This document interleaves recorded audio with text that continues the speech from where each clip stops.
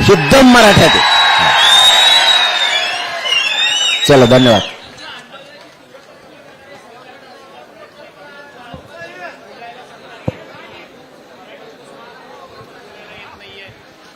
आंदोलनाची तीव्रता ते कमी करू शकत नाहीत. त्यांनी किती प्रयत्न केले तरी मराठ्याला माहितीये मी त्यांच्यासाठी झटतोय, त्यांच्या पोराबाळासाठी झटतोय. त्यामुळे सरकारवर अवलंबून नाहीत आम्ही. सरकारने काही शब्द फेकले, मराठ्यांना विश्वास ठेवत, मराठा विश्वास ठेवत नाही त्यांच्यावरती. त्यांनी किती शब्दाचा फेकाव करू द्या, किती मारा करू द्या, किती शब्दाचा प्रयोग वापरू द्या, किती बी काय त्यांना डोक्यावर लावायचं लावू द्या, मराठे ऐकण्याच्या मनस्थितीत नाही येत. कारण 45 वर्ष झालं मराठ्याला फसवलंय. त्यामुळे टेन्शन नाही.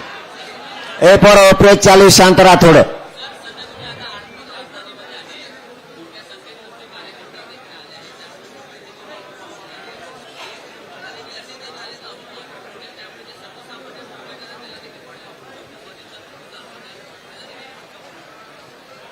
तुमचं म्हणणं बरोबर आहे. सकाळी ट्रॅफिक जाम झाली तर आम्हीच काढली.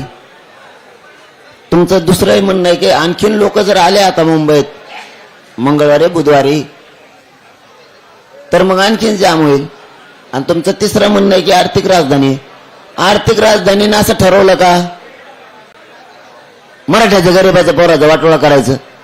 तिला वाटत नाही का ती आर्थिक मजबूत झाली मग गरीबाची आर्थिक मजबूत व्हावात खेड्यापाड्यातली? असं वाटत नाही का? आमचा हक्क नाही का मुंबईवरती?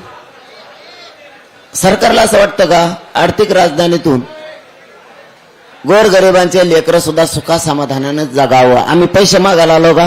पद, आमचं आरक्षण, आमचा हक्क आम्ही मागायला आलो, ते द्यायचं नाही. ते झालं आता, भाषणबाजी खूप झाली ते. आता नाही. आता फुलान फाईट, शेवटची फाईट आहे.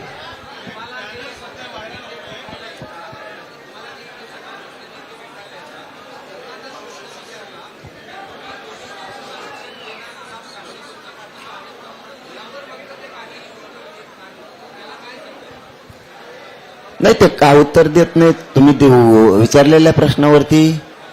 पण आम्ही खंबीर आहेत ना, आम्ही नेत्यावर जगतच नाही. ते जर म्हणले ओबीसीतून देऊ, नाही तर कुणी म्हणलं नाही देऊ, आम्ही त्यांच्या म्हणण्यावर नाही चालत, तर आमच्या स्वतःच्या म्हणण्यानं चालतो. आले काय गेले काय चालूच असतं ते. कोण आमदार भेटायला आला, कोणी मंत्री भेटायला आला, कोणी खासदार आला, त्यांचं काम आहे येणं, आमचं बी काम आहे सन्मान करणं. आम्ही मागं हटत नाहीत. ही आमच्या सगळ्यात मोठा समाजाचा प्लस पॉइंट आहे.